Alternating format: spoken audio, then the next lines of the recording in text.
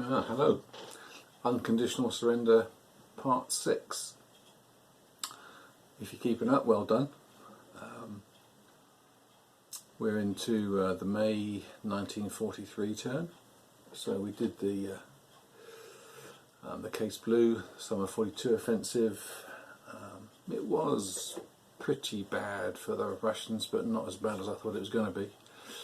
I think their national will is down to about 22 or something. Rostov has changed hands a couple of times, a couple of hexes from Moscow. Yeah, I'll show you the map in a bit. But I think things have stabilised. The Russians have been upgrading, so we're using the new upgrade rule for the infantry armies. And there are 3 more in the upgrade box at the moment. Of course, that's going to cost them 6 infantry armies to get those on the map with the new rules. And sometimes you just want stuff. You want things on the map. And because they never triggered the northern border and the southern border conditional reinforcements, they're actually 4 armies down. So I think for now they're probably going to sit tight with the upgrades, because the front's quite wide.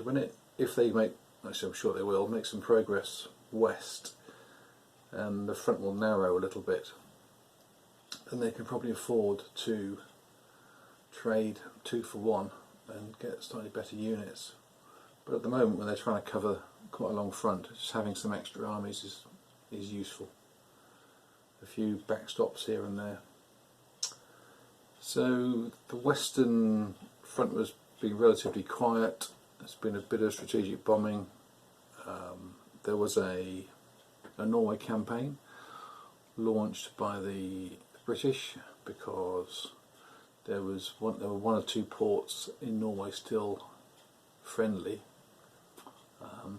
Rules check is that when you conquer a country, all the cities don't immediately become friendly. They still need to be captured and moved into. And although the Germans had captured Bergen and Stavanger and Oslo, left Trondheim was still pro-Allies, as was Narvik actually. Just didn't get around to spending the production points mopping up that stuff. So the bottom line there was that they've lost a strategic warfare modifier for not having air in Stavanger, but actually having the second air back now in Germany, defending against the ever-increasing threat from the Allied bombers, is probably no bad thing. The 8th Air Force is now in the UK, so that will be adding to Bomber Command. So they're probably going to need 2 air units to help defend the Reich. We had some unexpected good weather in April, and it was tempting. That's the turn just gone, April 43. It was tempting to use the American surprise marker to maybe try and invade somewhere like Brest. However, I think it's probably better for them to wait until they've got 2 surprise markers. The British one's being rebuilt, but comes back in June. And I think invading with 2 surprise markers to do 2 amphibious invasions is a better shout, because it's quite easy to get yourself isolated when you only got the 1 army going in. The combat system gives the attacker a +2 if the defender is isolated. He's got nowhere to retreat to. He's not adjacent to any friendly units or friendly cities. So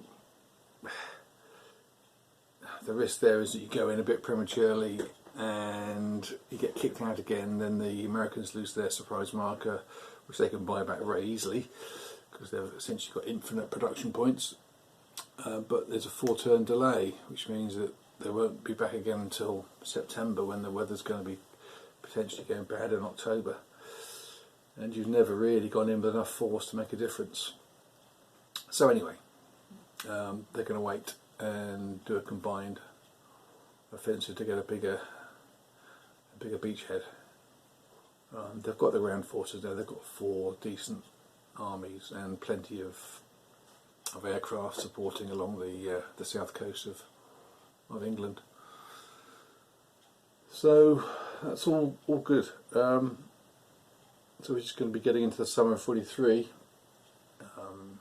Probably more of an even battle now on the Eastern Front. There's some Guards tank armies turning up as well, and they're sitting on parity with the air battles.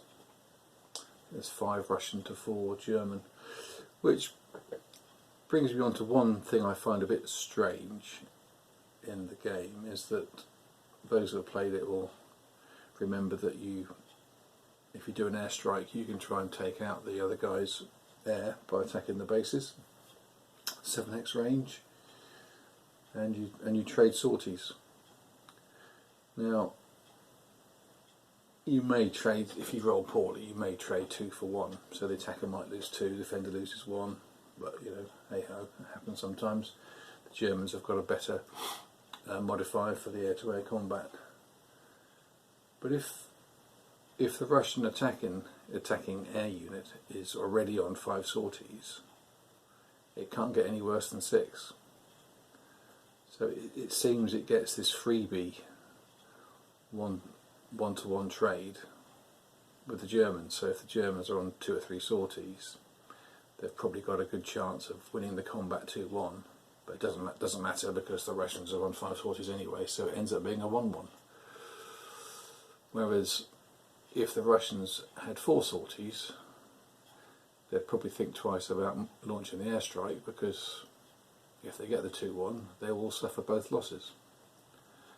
And I just wonder whether there should be a rule that the defender only loses his sortie if the attacker can take both of his.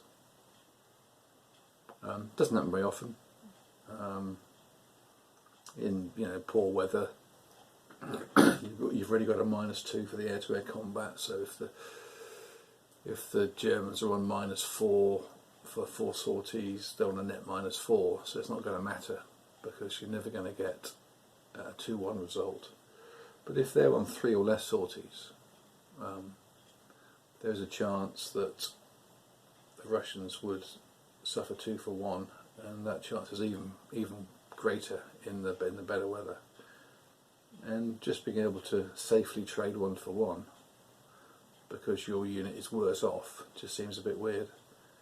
I raised it on Consim. Someone said, well, they've done all the play testing with that rule in place.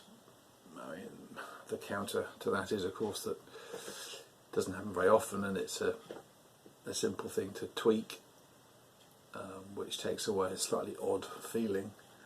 And lots of play testing was also done with the old rules for the weather, and particularly the effect of weather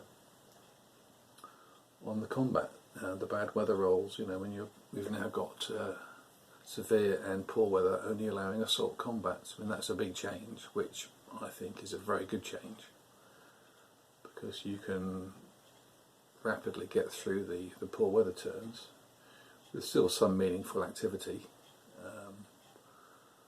and less so change the 2 for 1 guard swap out. I mean, that particular tweak to the air-to-air is a very minor change compared to those, and some would say, well, if it's so minor, why is it such a big deal?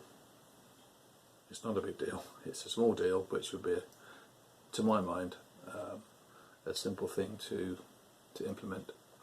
Anyway, let's look at the map. Start in the west. So you'll see there's plenty of Allied air. There's also an American air which will be able to support the American troops going in as well. there is a potential of a sortie by the German Navy, but there's sufficient escorts, both naval and air, I think, to force a crossing. Cherbourg, interesting. These two, of course, defended by field units. Garrison in Brest, which is another potential target. Still within range of the air. 5 hex range for support. Other tempting air would be in the Low Countries, sort of Antwerp, Rotterdam, because they've only got garrison units. But of course you're that much further away from the air support, and you're currently closer to the German air support, and they could do a single hop and then be able to support any counter-attacks from here, and then the Brit and the Allied air would be that much further away. And there is a Panzer Army in reserve in Paris. That's their sort of fire brigade.